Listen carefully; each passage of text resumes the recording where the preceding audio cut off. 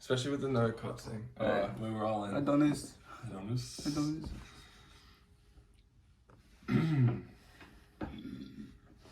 actually not going to cut this, so just so you know. So Yeah, anything you do say Yeah. will be used in the video. Yeah.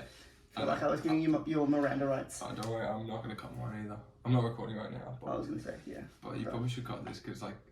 No, I'm not cutting.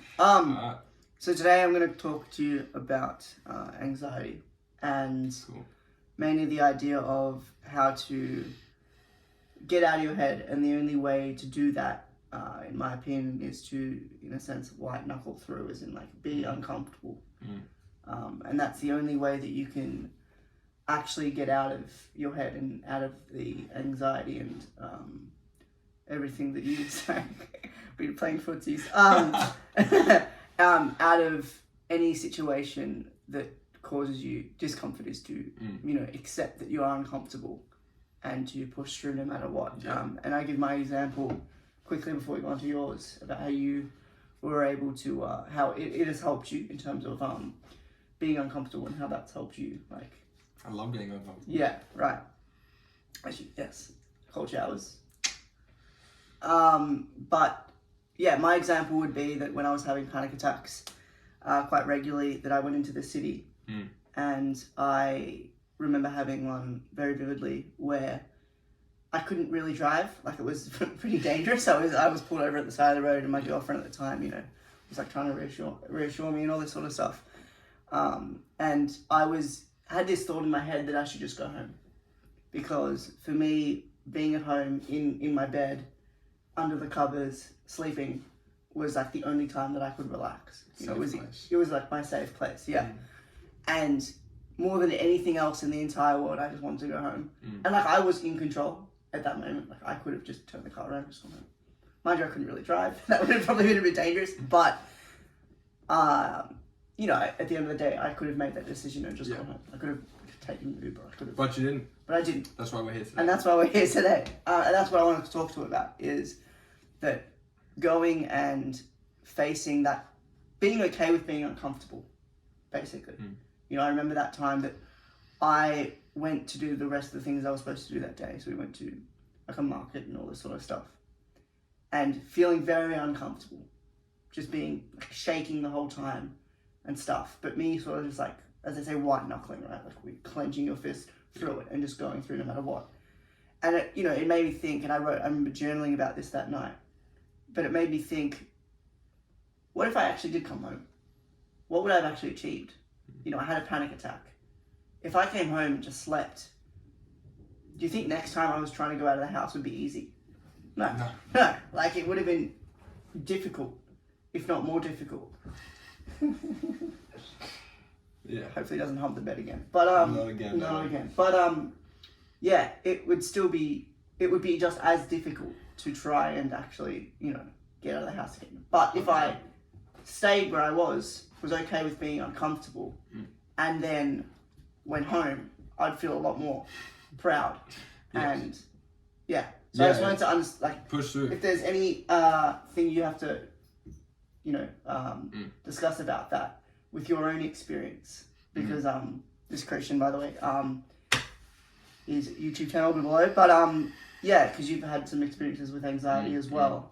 And I was just wondering how you even outside of anxiety, it's like such a good thing to just like be able to be really uncomfortable and then go through it. Yeah. Like, obviously, like with cold showers, even like when you start a new habit, it's like, it's uncomfortable, but then you get through it. But with relation to anxiety, I felt like anxious. It wasn't really like panic attacks, but it was like an underlying anxious state for about 1.5 years, 2 years. And and just having to live through that every day, it sounds like, oh wow, I had to go through so much, but just having to No, but when you're in the midst of it, bro, it seems like it's a lot. Yeah, it does. In the moment, it does seem like a lot. And when you have to go through that for, a year or 2 years straight, you just get used to it.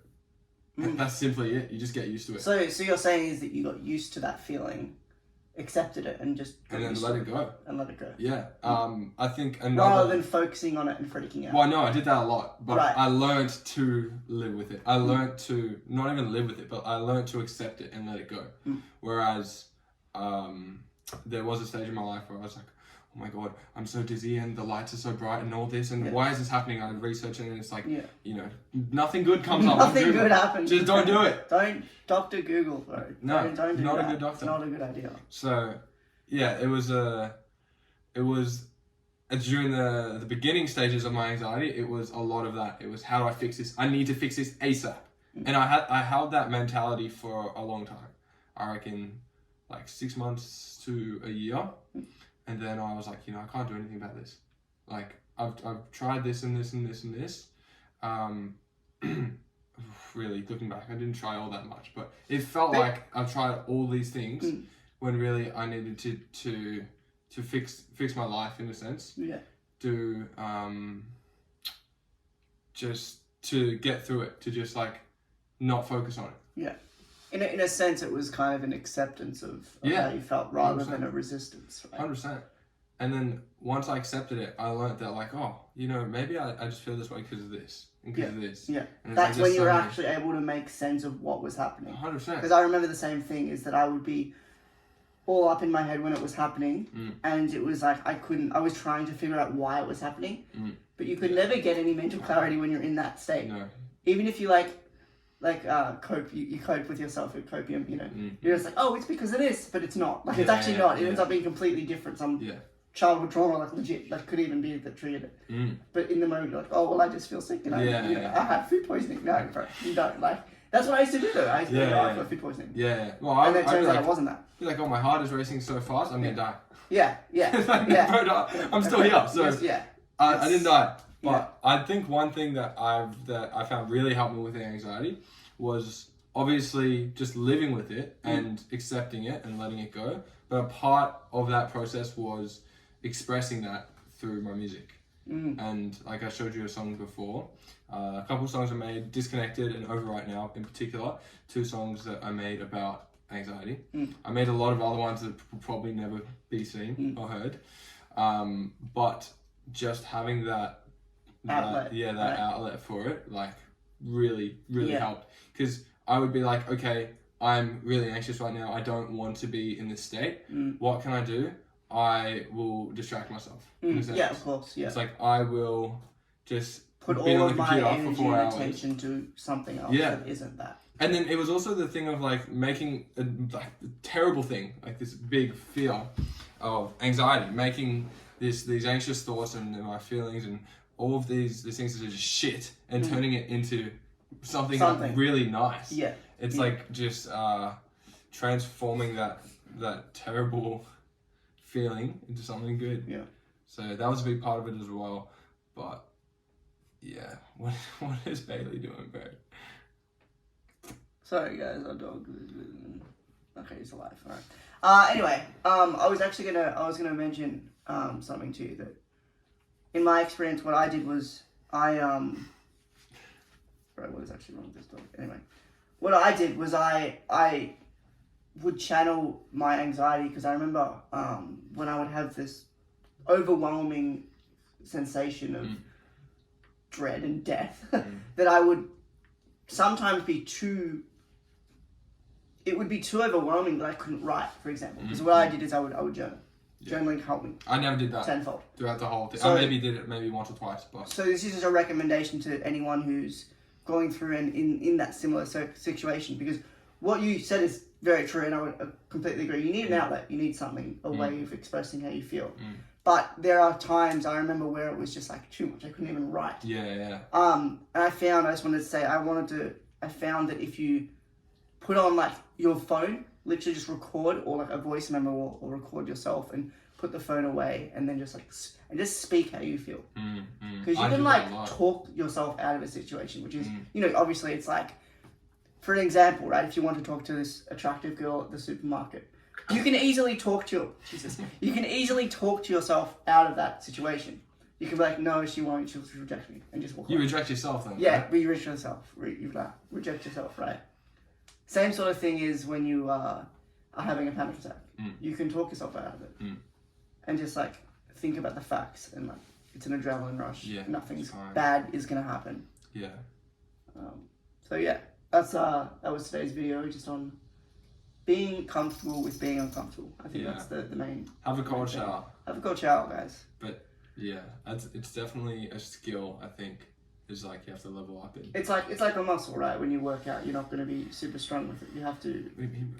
Well, not everyone's genetically pure like you. No, but yeah, it's like a muscle that you work out. The stronger you get. So.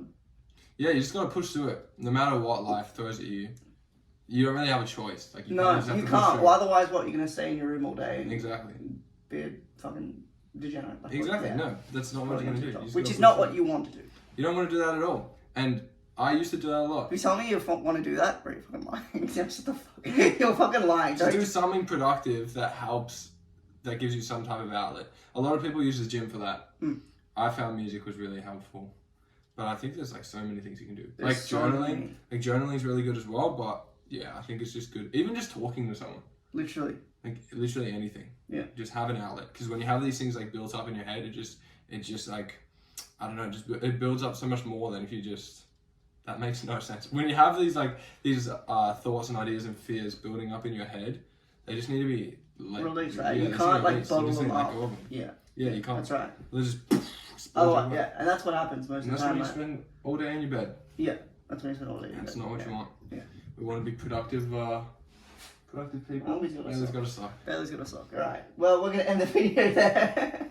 That'll be it. Yeah. Tune in for tomorrow's video, or if I do it tomorrow, I will. Yeah, we'll do it every day. Yeah, pussy. Cool. All right. See you guys later. Boy.